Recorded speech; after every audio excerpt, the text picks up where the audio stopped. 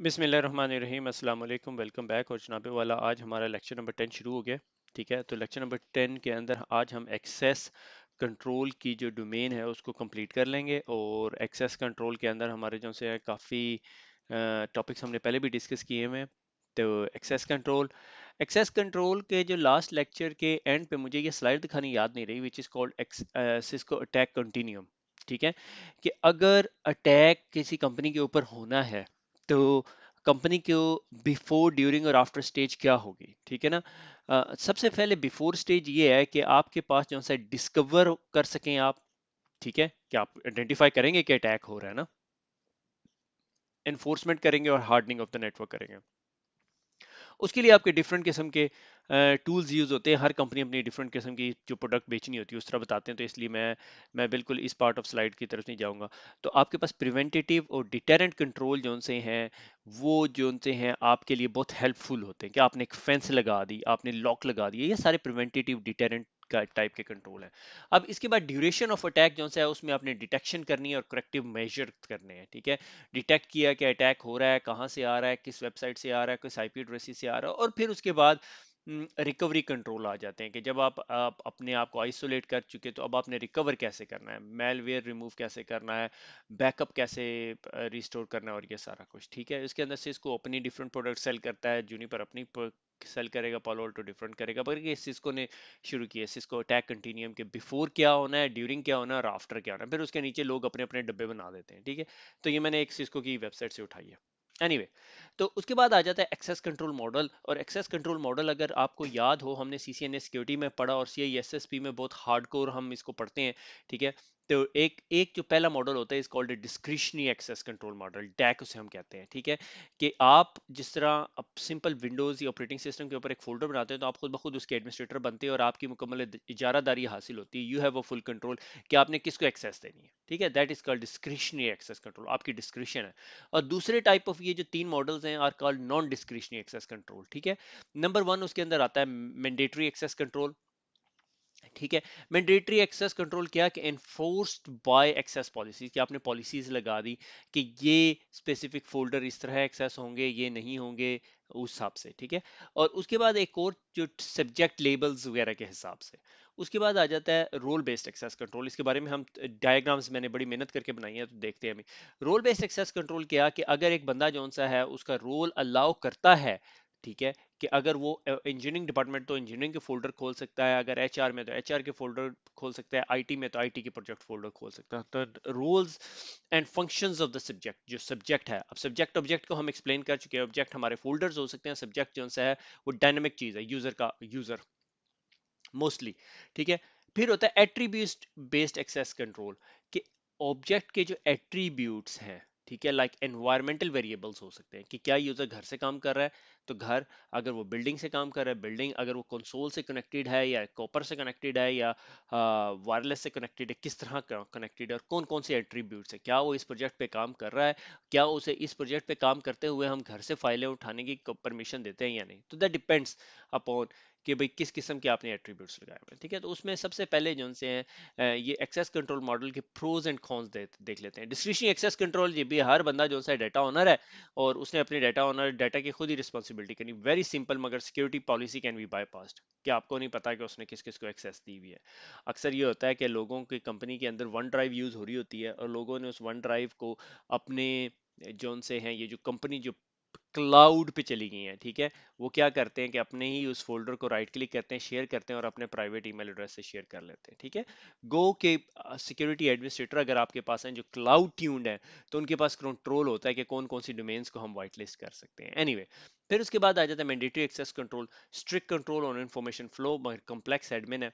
ठीक है, RBAC role based access control. ठीक है, और स्केलेबिलिटी इजी टू मैनेज है, मगर आपको रोल इंट्रोड्यूस कराने पड़ेंगे कंपनीज के अंदर। ठीक है, मैनेजर्स और ये वो। ठीक है, not not a job title, roles के यार ये इस रोल में बैठेगा, ये इस रोल में बैठेगा। अच्छा, इस बंदे को एचआर के इन डॉक्यूमेंट्स पे परमिशन चाहिए तो इसे HR basic role, HR higher role, जिस तरह भी आप करना चाहते हो। ठीक है, और A B A C flexibility है मगर कॉम्प्लेक्सिटी के लिहाज से डैक और मैक से बहुत कॉम्प्लेक्स है। ठीक है, हम उसको देखेंगे अभी।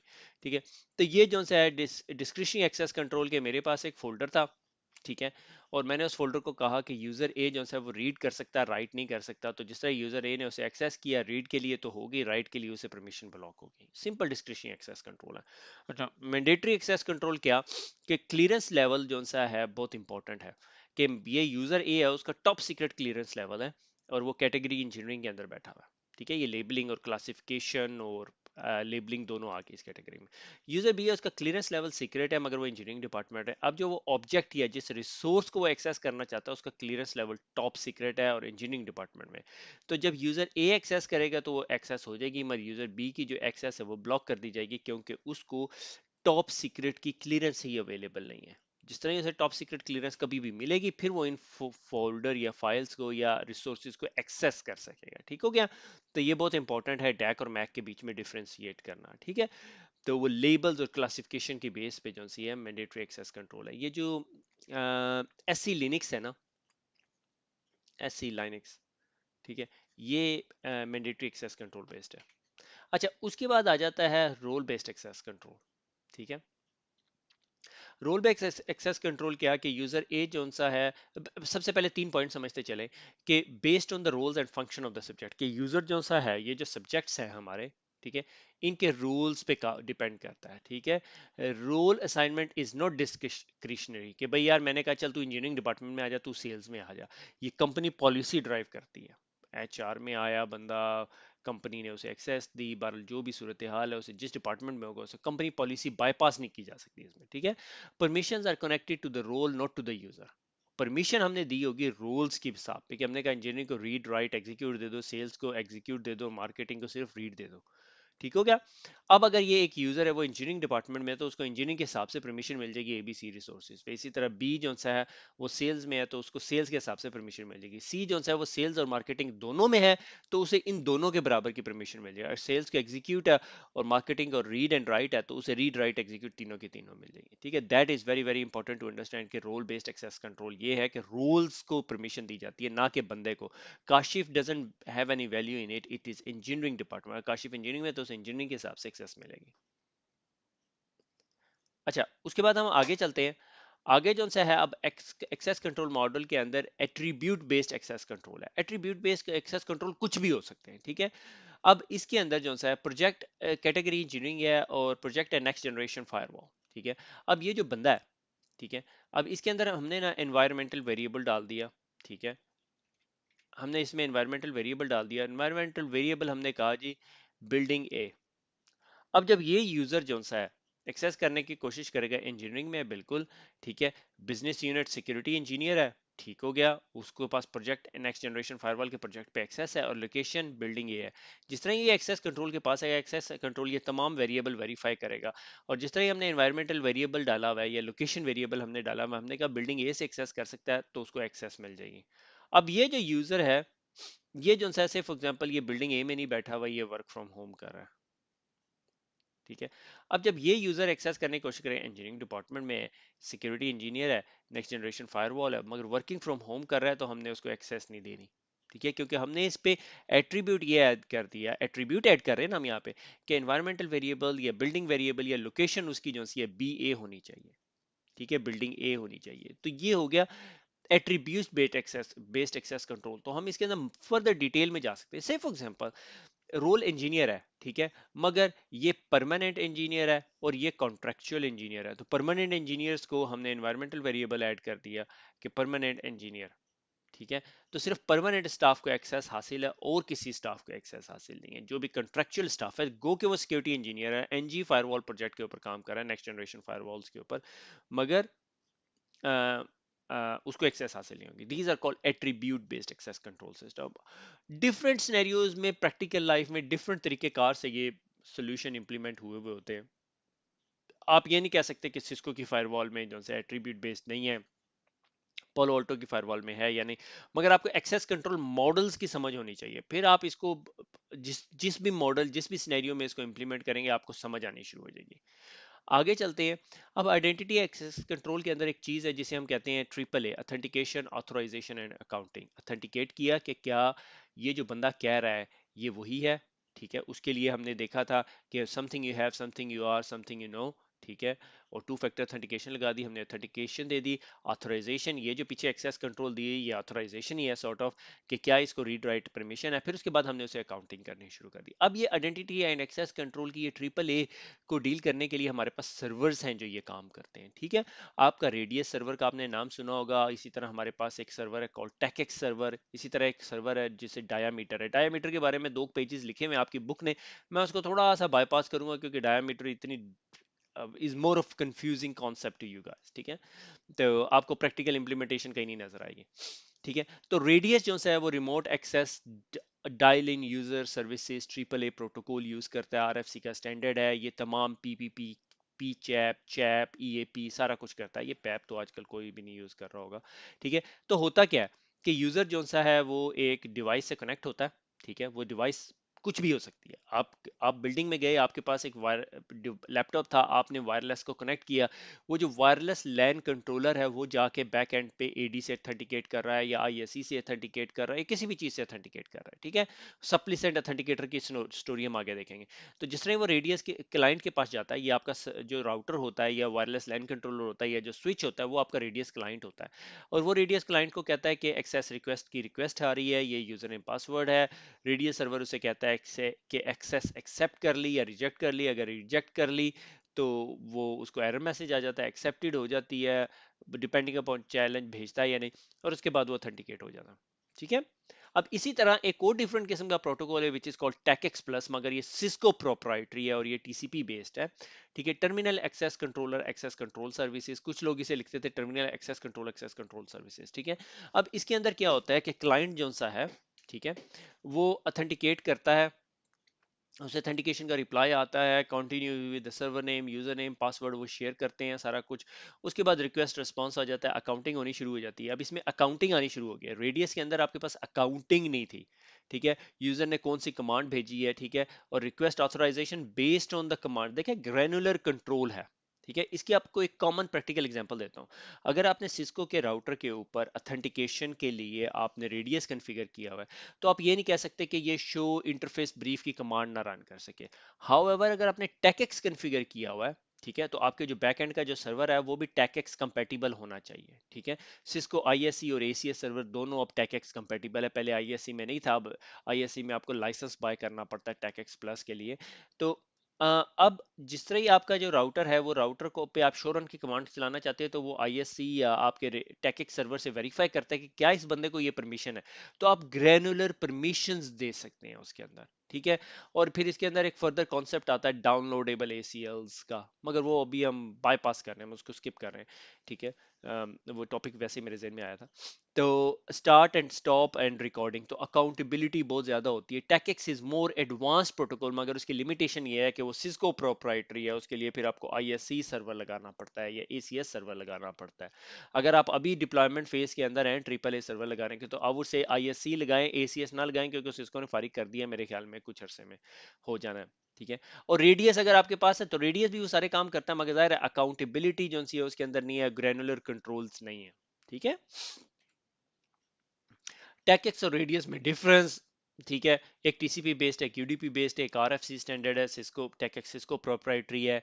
ठीक है, और कुछ प्रोटोकॉल्स के लिए काम करता है, यानी टेकेक्स के अंदर पूरे का पूरा पैकेट इनक्रिप्ट किया जा सकता है। ठीक है, मगर रेडियस के अंदर पूरे का पूरा पैकेट इनक्रिप्ट नहीं होता, सिर्फ पासवर्ड इनक्रिप्ट होते हैं। ठीक है, और अकाउंटिंग की कैपेबिलिटी और ग्रैनुलर कंट्रोल्स हैं। ठीक है, आगे चलते हैं। अच्छा, अब ये हम लोगों ने टाइप ऑफ एक्सेस कंट्रोल देख लिए। ठीक है, मैंडेटरी एक्सेस कंट्रोल हो गया, सारा कुछ हो गया। उससे पहले हम लोगों ने क्या पढ़ा था कि हमने देख लिया था ये सब्जेक्ट ऑब्जेक्ट की स्टोरी पढ़ ली थी, फिर अब उसके बाद हमने जो है रेडियस वगैरह पढ़ लिया। अब हमने पोर्ट बेस्ड एक्सेस कंट्रोल लगानी है। पोर्ट बेस्ड एक्सेस कंट्रोल क्या, कि आपके नेटवर्क में एक बंदा आया और उसने केबल प्लग इन कर दी। ठीक है, उसके लिए आप क्या कर सकते हो, पोर्ट पोर्ट सिक्योरिटी लगा सकते हो, विच इज मैनुअल प्रोसेस। कि आप कहते हैं यार इस डिवाइस, ये जो डिवाइस का मैक एड्रेस है ये सिर्फ इसी पोर्ट पे कनेक्ट हो सकता है, अगर उसने कल को पोर्ट चेंज की तो हो नहीं होता। अक्सर मीटिंग रूम्स के अंदर ये जो वीडियो कॉन्फ्रेंसिंग के सोल्यूशन लगे होते हैं, हम उसे मैक एड्रेस बेस करते हैं ताकि लोग अनप्लग करके अपने लैपटॉप ना प्लग इन करें। ठीक है, that is a different situation आपकी कंपनी के हिसाब से। अब इसके बाद एक और टाइप ऑफ एक्सेस कंट्रोल या पोर्ट बेस्ड एक्सेस कंट्रोल आती है, which is very very common, PCI based environments में बहुत ज्यादा कॉमन है, इज कॉल्ड 802.1x। 802.1x क्या होता है, एक ऑथेंटिकेशन सर्वर होता है। ठीक है। ऑथेंटिकेशन सर्वर होता है जो आपका रेडियस सर्वर हो सकता है, आपका टेकएक्स सर्वर हो सकता है। सप्लीसेंट होता है, ठीक है, यूजर डिवाइस, यूजर का लैपटॉप है, यूजर का आईपी फोन है, कुछ भी हो सकता है। और अथेंटिकेटर जो डिवाइस जिससे आपका सप्लीसेंट बात कर रहा है, ठीक है। इस पूरे सिचुएशन के अंदर हमारे पास एक क्लाइंट पीसी है, ये स्विच है और ये रेडियस है। अब नॉर्मल नेटवर्क्स में क्या होता है, अगर जिनमें 802.1x एनेबल नहीं होती, ये नॉर्मली स्विच के अंदर जाके कॉन्फ़िगर करनी पड़ती है 802.1x, और उसे बताना पड़ता है भैया ये तुम्हारा रेडियस सर्वर है, यहाँ से अथेंटिकेट करना, उसके बगैर किसी बंदे को अपने नेटवर्क पर कनेक्ट नहीं होने देना, ठीक है। तो जिस तरह यूजर प्लग इन करता है तो हमें आईपी एड्रेस मिल जाता है, मगर जो 802.1x बेस्ड नेटवर्क होते हैं जिनमें पोर्ट बेस्ड एक्सेस कंट्रोल लगाई होती है, उनमें नहीं मिलती है एक्सेस, ठीक है। बहुत बहुत कम नेटवर्क्स में ऐसी डिप्लॉयमेंट होती है, मगर ऐसा नहीं कह सकते कि किसी नेटवर्क में नहीं होती, ठीक है। मैंने बहुत सारी यूनिवर्सिटीज के मैसिव नेटवर्क्स देखे हैं जहां 802.1x डिप्लॉयमेंट हुई है। तो 802.1x क्या होती है, यूजर जाता है और अपना लैपटॉप प्लग इन करता है और सिर्फ उसको EAPOL extensible authentication protocol over LAN जो सा है, EAPOL जो सा है वो इनेबल हो जाता है, और सिर्फ उसकी वो कम्युनिकेशन जा सकती है, बाकी सारे काम नहीं हो सकते। HTTP FTP या KRB5 मुझे नहीं पता, DHCP जाहिर है उसे IP एड्रेस चाहिए। तो ये पास थ्रू होता है। जिस तरह ये कनेक्ट होता है तो EAPOL स्टार्ट के रिक्वेस्ट भेजता है स्विच को, स्विच कहता है आइडेंटिफाई कराओ, ये अपना रिक्वेस्ट भिजवाता है, वो रिक्वेस्ट रेडियस को भेजता है, रेडियस चैलेंज भेजता है, वन टाइम पासवर्ड भेजता है, EAP सक्सेस हो जाता है और पोर्ट ऑथराइज हो जाती है। जिस तरह पोर्ट ऑथराइज हो जाती है, स्विच इस पोर्ट को उठा के उस VLAN में डाल देता है जिस VLAN में उसे होना चाहिए। वो काम करता रहता है, सारा काम कुम करने के बाद वो लॉग ऑफ होने की कोशिश करता है, लॉग ऑफ हो जाता है, पोर्ट अनऑथराइज, दोबारा वो अनप्लग करेगा, प्लग इन बैक करेगा, उसे दोबारा ऑथेंटिकेट करना पड़ेगा। That is 802.1x from 100 metres view, ठीक है। ये 100 मीटर के व्यू से जो से आपने 802.1x को समझ लिया कि ये पोर्ट बेस्ड ऑथेंटिकेशन है। बीइंग अ सॉक एनालिस्ट आपको जरूरत नहीं है, मगर ये ना हो कि आप कहीं जाएं और कहीं कोई कहे आपको यार यहाँ पे 802.1x लगी हुई थी, हमारा नेटवर्क कंप्रोमाइज हो गया, तो आपको समझ ही ना 802.1x क्या है, ठीक है। तो अगर किसी 802.1x नेटवर्क के अंदर हो, तो इसका मतलब सबसे पहला क्वेश्चन आप ये पूछें क्या किसी बंदे का पीसी तो नहीं कंप्रोमाइज हुआ पता, या पीसी तो नहीं किसी का चोरी हुआ था और क्रेडेंशियल्स चोरी हुए थे, क्या पॉसिबिलिटी है कि हैकर फिजिकल नेटवर्क में ही आया हो, ठीक है। तो आप उसको या आप उसे पूछोगे 802.1x डिप्लॉय हुआ था, नहीं, अच्छा चलो एक रिकमेंडेशन में आप ये डाल दोगे अपनी रिपोर्ट के अंदर, एक लाइन ऐड होगी, लाइन की बड़ी वैल्यू होती है, 802.1x लगा दो, ठीक है, ताकि कल को कोई आपके नेटवर्क में अपना लैपटॉप ला के प्लग इन ना कर सके, ठीक है। आगे चलते हैं। अच्छा, एक्सेस कंट्रोल के अंदर एक और टाइप ऑफ एक्सेस कंट्रोल की ही कैटेगरीज में VACLs, VLAN access control list, कुछ लोग इसे व्हील एंड मैप्स भी कहते हैं, but I sort of no show, ठीक है। Applies on the packet, applies to, can be apply to any VLAN, VLAN के बिटवीन द VLAN जो कम्युनिकेशन होती है उसको कंट्रोल करने के लिए। और ये जो ACL है, ये TCAM जो हार्डवेयर है, जो लेयर टू स्विचिंग कर रहा होता है वो डील कर रहा होता है। VACLs ignore any Cisco iOS ACL features are not supported in the hardware. तो नॉर्मली क्या होता है कि आपकी जो VLAN है, say for example access map, उर्दू IT10, ठीक है, और उसमें सिर्फ VLAN 10 की ट्रैफिक जा सके, एक्शन फॉरवर्ड और बाय डिफॉल्ट ड्रॉप, और एक्स VLAN फिल्टर लगा दिया VLAN लिस्ट के ऊपर 12 और 16 के दरमियान, तो सिर्फ इसकी ही ट्रैफिक फ्लो होगी इस VLAN के अंदर और कोई नहीं होगी फ्लो। तो ये VLAN बेस्ड ACL है। ये एक्चुअली मकसद एक्सेस कंट्रोल के चैप्टर का ये है कि आपको बताना कि किस किस्म के कंट्रोल लग सकते हैं नेटवर्क के अंदर। पोर्ट बेस्ड एक्सेस कंट्रोल लग सकता है, ये VLANs के अंदर भी, यानी किसी ने कहना होगा मल्टीपल VLANs की ट्रैफिक है, तो मैंने अगर उसे कंट्रोल करना तो आप कहोगे व्हीकल्स लगा लो, ठीक है ना, CCNP स्विच में जाके पढ़े व्हीकल्स क्या है, ठीक है। उसके बाद आइडेंटिटी मैनेजमेंट एंड प्रोफाइलिंग, ये जो हम रेडियस टेकेक्स की बात कर रहे हैं, ये जो बैक एंड पे सर्वर पड़ा हुआ और हमें बताता है कि यार ये बंदा ऑथेंटिकेटेड है या नहीं, उसके लिए बहुत सारे सर्वर्स हैं सिस्को के पास। पहली जो कैटेगरी ऑफ सर्वर है जो लॉन्ग स्टैंडिंग है, Cisco ACS server, access control server है। और फिर अब रिसेंट जो सर्विसेज या बीस्ट आया वो है ISC, आइडेंटिटी सर्विसेज इंजन, ठीक है। That is a CCNP security topic, मगर ज़ाहिर है हम लोग इसको डिस्कस नहीं करेंगे यहाँ पे। और एक तीसरे टाइप का सर्वर है जिसे हमने कहा था, उसे क्या कह रहा था मैं, कि डायामीटर, ठीक है। डायामीटर जो सा है लेवल की, वो करेगा, एक सेकेंड यार,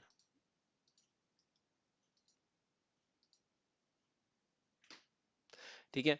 तो ये डायामीटर जो सा है इसको सपोर्ट करता है। और टू बी ऑनेस्ट मैंने आज तक इसकी डिप्लॉयमेंट नहीं देखी, ठीक है। ये Cisco prime network registrar type की चीज़ है, और ये मोस्टली जो सा है ना, ये मोबाइल कम्युनिकेशंस टाइप की डिवाइसेस को या टेलिको एनवायरनमेंट के अंदर यूज़ हो रहा होता है, ठीक है। और ये जो सा है वही एक्सेस कंट्रोल प्रोसेस प्रोवाइड करता है, ठीक है। आई होप सो आपको बहुत बहुत अनलाइकली आपको इससे वास्ता पड़े। अगर आपको इससे वास्ता पड़े तो आपने इसको देखा भी होगा फिर। एनीवे उसके बाद जो सा आप आ जाती हैं नेटवर्क सेगमेंटेशन। नेटवर्क सेगमेंटेशन के लिए आप वीलैंस यूज कर सकते हैं, आप फायरवॉलिंग यूज कर सकते हैं, आप डीएमजी यूज कर सकते हैं। डीएमजी का बहुत हाई लेवल व्यू दूं कि ये आपके पास फायरवॉल है और ये फायरवॉल के बाहर ये बैड इंटरनेट लगा हुआ है और ये आपका इनसाइड नेटवर्क है जिसे आपने सिक्योर रखना है, ठीक है, और ये आपकी फायरवॉल है, ठीक है। ये फायरवॉल थोड़ी बना ले, ठीक है, ये फायरवॉल।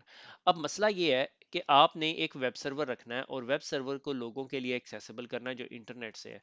तो आप क्या करते हो, आप एक डीमिलिटाइज नेटवर्क बनाते हो और ये यहाँ पर वो सर्वर रख देते हो। तो होता ये है कि आप कहते हो कि जिसने इंटरनेट से आना है तो वो इंटरनेट से वो इंटरनेट से ऐसे इसको एक्सेस कर ले, ठीक है। मगर इस सर्वर की इनबाउंड इंटरनल इंटरनल नेटवर्क के साथ कम्युनिकेशन ब्लॉक्ड होती है। तो ये नॉर्मली कॉन्सेप्ट होता है डीएमसी का, मगर मैं कॉर्पोरेट डीएमसी में कभी भी कोई चीज़ रखने के इतने हक में नहीं हूँ, ठीक है। अगर मैं कहता हूँ अब आजकल के दौर में तो अब चीज़ें इतनी डिफरेंट हो गई हैं, मैं कहता हूँ अगर किसी ने रखनी है तो वो क्लाउड पे रख ले, ठीक है। 12 अपनी अपनी अप्रोच, अपनी अपनी सिक्योरिटी पॉलिसी स्टैंडर्ड्स का डिफरेंस है, ठीक है। उसके बाद जो सा फायरवॉलिंग होगी, डीएमजी होगी। अच्छा, वीलैन के अंदर ना कोई दो या तीन किस्म की पोर्ट्स होती है। One is called promiscuous port. Promiscuous port एक ऐसी पोर्ट होती है जिसके साथ तमाम टाइप्स ऑफ पोर्ट काम बात करती हैं, ठीक है। आइसोलेटेड पोर्ट्स होती हैं एक किस्म की जिसके साथ कोई भी बात नहीं करता। ये वीलैन 10 का ही पार्ट होंगी मगर आपस में बात नहीं करेंगी कि आइसोलेटेड पोर्ट, कम्युनिटी पोर्ट या दूसरी पोर्टों के साथ बात कर रही होंगी। मगर आइसोलेटेड पोर्ट जो सी है वो परमिस्कियस के साथ बात कर रही होगी, मगर आइसोलेटेड आइसोलेटेड दोनों आपस में भी बात नहीं करेंगे। अगर दोनों ने बात करनी होगी तो प्रोमिस्कियस। तो नॉर्मली जो ट्रंक पोर्ट होती है उसे प्रोमिस्कियस कह दें अगर हम लोग। और उसके बाद कम्युनिटी पोर्ट्स होती हैं। कम्युनिटी पोर्ट क्या होती हैं, जो कम्युनिटी ए में है वो सारी की सारी पोर्टें आपस में बात करेंगी, कम्युनिटी बी आपस में बात करेंगी, मगर ए और बी आपस में बात नहीं करेंगी, ठीक है। That is very very important. इसके लिए नॉर्मली जरूरत कब पड़ती है कि अगर मेरे पास एक स्विच है, ठीक है, और उसमें डीएमसी चल रहा है और उसमें ये जो दो पोर्ट हैं उस पर मैंने अलार्म सिस्टम लगाया हुआ है, ठीक है। और ये सारी पोर्ट्स जो सी है 100 वीलैन का पार्ट है और ये जो है ये इसमें 3 सर्वर लगे हुए हैं। तो मैं क्या करूंगा, इन तमाम सर्वर्स की पोर्ट्स को आइसोलेटेड पोर्ट कर दूंगा, ठीक है, ताकि अगर खुदा न खास्ता ये सर्वर कंप्रोमाइज हो जाए तो हैकर इधर ना आ सके, ठीक है। और इस इन दो पोर्ट्स को कम्युनिटी पोर्ट कर दूंगा, खुदा न खास्ता ये सर्वर कंप्रोमाइज हो जाए तो ये इधर ना आ सके और ये कम्युनिटी पोर्ट इन्हें डिस्टर्ब ना कर सके, ठीक है। विद इन अ वीलन आप आइसोलेशन कर सकते हो, मगर इट्स अ कॉम्प्लेक्स थिंग। अगर ये चीजें जब भी आपने डिप्लॉय करनी है तो बड़े सोच समझ के ध्यान से इस चीज को डिप्लॉय कीजिएगा, ठीक हो गया। आगे चलते हैं। अगला टॉपिक हमारा ट्रस्ट सेक है। ट्रस्ट सेक ना जो सा है ये अभी सिस्को ने रिसेंटली डिप्लॉय करना शुरू किया है। अगर आपके पास कोई ऐसे नेटवर्क हैं जो लाइक 7 7 10 10 साल से चल रहे हैं तो may be it is highly likely कि वो कंपेटिबल ना हो, ठीक है।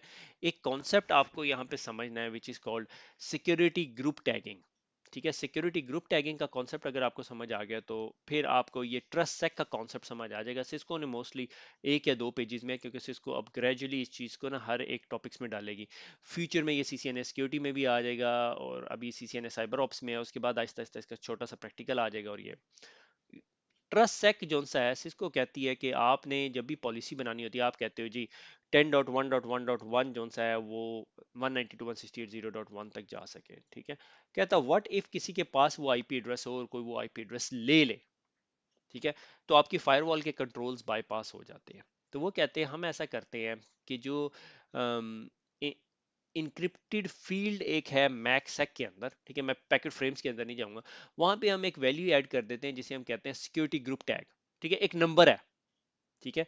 तो मैंने कहा कि जितने इंजीनियरिंग के लोग हैं उनको मैं टैग नंबर दे देता हूँ 16, ठीक है। ये बिलियंस में चले जाते हैं, मिलियंस में चले जाते हैं 16 बिट्स के, मगर मैंने कहा ये 16 टैग दे दिया, ठीक है।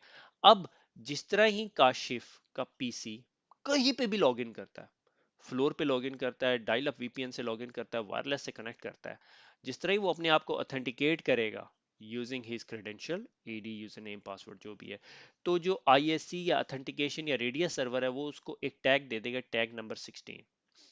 अब वो पूरे नेटवर्क में टैग नंबर 16 की एक्सेस लेके फिरता रहेगा और फायरवॉल्स के अंदर जो नई फायरवॉल है 9.x, ठीक है, ASA 9.x है मेरे ख्याल में, कि वर्जन के अंदर सिक्योरिटी ग्रुप का कॉन्सेप्ट आ गया, ठीक है। और ये टैग है वो, हमने कहा जी टैग नंबर 16 जो सा है वो कहीं पर भी जा सकता है on the port number IP और इसी तरह जिस तरह अगर आप लोगों को फायरवॉल को ACL लिखने की आदत हो तो आप देखेंगे, आप लिखते हैं source IP address, destination IP address, HTTPS permit. अब इसके अंदर देखें क्या हुआ है, source IP address any, destination IP address any, but source SGT is CC scanner और क्रेडिट कार्ड सर्वर तक जाने के लिए। ठीक है, तो डेफिनेटली जो भी हमारे यूजर्स होंगे AD के हिसाब से, वो ISC उन्हें एलोकेट करेगा और उन्हें उस ग्रुप में डाल देगा और उन्हें सिर्फ उस टैग में जाने की इजाजत होगी। जिस तरह all employee tags to HR services are permitted, जितने के जितने एम्प्लॉयज हैं, ठीक है, उसके अंदर जितने मर्जी टैग हो सकते हैं। टैग किसकी बात करें हम, सिक्योरिटी ग्रुप टैग्स की। ये सिक्योरिटी ग्रुप टैग एलोकेट कौन करेगा, हमें रेडियस सर्वर या जो ISC सर्वर है, ठीक है, वो कहेगा जी काशिफ है, उसको ISC टैग 16 दिया हुआ है। ठीक है, आसिफ है, वो भी इसी टीम में इंजीनियरिंग का भी पार्ट है, वो टेक्नोलॉजी डिपार्टमेंट, उसको भी ISC 16, ये पर यूजर बेस्ड टैगिंग नहीं है। ठीक है, no device based ACL, device based ACL नहीं है, अब SGT बेस्ड ACLs लगा करेंगे। ठीक है, तो ये सिक्योरिटी ट्रस्ट सेक हो गया। ठीक है, अब इसके अंदर मजे की बात क्या होती है, अगर मैंने आगे डायग्राम बनाई है तो मैंने सिस्को से चोरी की है कि मार्केटिंग वाला लड़का है, उसको SGT टैग 6 3 दिया हुआ है और इसको SGT टैग 5 दिया हुआ है। अब ये दोनों जो उनसे यहाँ आके इस स्विच से कनेक्ट होंगे, स्विच इस SGT टैग्स को समझेगा। ठीक है, और उसके बाद वो अगर मार्केटिंग को कनेक्ट करने की कोशिश करेगा, ठीक है, ACS सर्वर से बातचीत होगी, रेडियस सर्वर से बातचीत होगी, ये दोनों एक भी हो सकते हैं। ठीक है, तो जिस तरह मार्केटिंग की डेटाबेस को एक्सेस करेगा तो ये स्विच पे पॉलिसी होगी कि भाई क्या मैंने SGT3 को मार्केटिंग जाने की परमिशन देनी है तो जाने देगा, मगर SGT3 अगर इंजीनियरिंग में आने की कोशिश करेगा तो उसकी एक्सेस डिनाई हो जाएगी। ठीक है, तो it gives you a centralize control के कौन से SGT को कहाँ पे जाने की परमिशन दी जा सकती है। ठीक है, इससे ज्यादा मैंने एक डायग्राम और थी कि नॉर्मली क्या होता है कि अगर यहाँ पे स्विच के अलावा एक और स्विच लगा हुआ है तो ये जो दो स्विचेस के दरमियान जो कम्युनिकेशन होगी वो इंक्रिप्टेड होती है, कि जिस तरह इसका पैकेट आएगा यहाँ पे, ये डिक्रिप्ट होगा, रीड करेगा, उसको दोबारा इंक्रिप्ट कर देगा, आगे भेज देगा, फिर यहाँ पे डिक्रिप्ट होगा, फिर दोबारा इंक्रिप्ट होगा। लोड बढ़ता है, मगर apparently Cisco says कि our devices are capable enough with this trust stack capability, और ये फीचर सेट है। अगर आपने इसके बारे में थोड़ा सा और पढ़ना है, जो मजीद पढ़ना है, सिस्को के पास बहुत सारे रिसोर्सेज पड़े हुए हैं, cisco.com/trustsec एंटर, तो आपके पास वो खुल जाएंगे और आप उनको एक दफ़ा नज़र मारिएगा। मैं आपको ज़रूर सजेस्ट करता हूँ 2 4 वीडियोस भी देख लीजिएगा, मगर बेसिक आइडिया यही है कि आप SGT टैग की बेस पे सिक्योरिटी कैरी कर रहे होंगे और अक्रॉस द नेटवर्क कैरी करेंगे। ठीक है, अगर इस अपलिंक के ऊपर मैंने SGT16 आने की परमिशन नहीं दी हुई तो ये ट्रैफिक यहाँ पे जा ही नहीं सकती। बीइंग अ नेटवर्क इंजीनियर मुझे बिगेस्ट कंसर्न यही है कि इसमें ट्रबल शूटिंग टाइम बढ़ जाएगा, मगर 12 सेंट्रलाइज सिक्योरिटी कंट्रोल्स हैं। अच्छा, उसके बाद अदर कॉन्सेप्ट्स जो सिस्को ने डिस्कस किए हुए 1 2 पेजेस के अंदर, इज IDS, इंट्रूजन डिटेक्शन की टेक्नोलॉजी, इंट्रूजन प्रिवेंशन। इसके बारे में हम लोग बहुत दफ़ा पढ़ चुके हैं, अगर आपने मजीद पढ़ना है तो CCNA सिक्योरिटी से पढ़े। I would not try to invent the wheel here. ठीक है, host based intrusion detection system, ये बहुत कॉमन आजकल कॉन्सेप्ट आ रहा है कि लोग जो उनसे होस्ट बेस्ड इंट्रूजन डिटेक्शन की तरफ जा रहे हैं। एंटीवायरस, एंटी मेलवेयर, इधर सिस्को ट्राई कर रही है अपना AMP सोल्यूशन सेल करने के लिए। IDS IPS में आपको पता होना चाहिए फॉल्स पॉजिटिव क्या है, फॉल्स नेगेटिव क्या है, ट्रू पॉजिटिव क्या है और ट्रू नेगेटिव क्या है। मैं नहीं पढ़ाऊंगा, मैंने ऑलरेडी पढ़ाया हुआ है CCNA सिक्योरिटी में, तो I would suggest you go and watch there. ठीक है, तो आज का पूरे का पूरा लेक्चर मेरे ख्याल में अगर हम समराइज करें तो हमने एक्सेस कंट्रोल मॉडल्स देखे। ठीक है, discretionary access control, mandatory access control, role based और लाइक एट्रीब्यूट बेस्ड। फिर उसके बाद हमने जो सा है क्या देखा, हमने उसके बाद देखा जी पोर्ट बेस्ड एक्सेस कंट्रोल्स के बारे में देखा। ठीक है, 802.1x क्या है। फिर उसके बाद आइडेंटिटी इंजन्स देखे और उसके बाद हमने नेटवर्क सेगमेंटेशन की कुछ टेक्निक देखी। ट्रस्ट सेक को हल्का सा टच किया है। ठीक है, कि ट्रस्ट सेक है क्या, कि despite of IP based control करने के या डिवाइस बेस्ड कंट्रोल करने के लिए सिक्योरिटी ग्रुप टैगिंग करनी शुरू कर दी और उन टैगिंग की बेस पे हम जो सा है कंट्रोल्स या परमिशंस असाइन करते हैं। ठीक हो गया, और IDS हिप्स और एंटीवायरस, एंटी मेलवेयर हमने हमने नहीं पढ़ा, क्योंकि हमें पता हम CCNA सिक्योरिटी में उससे ज़्यादा पढ़ के आए हैं हमें। तो खुश रहें, दुआ में याद रखिएगा, फिर मुलाकात होगी। अल्लाह हाफिज़।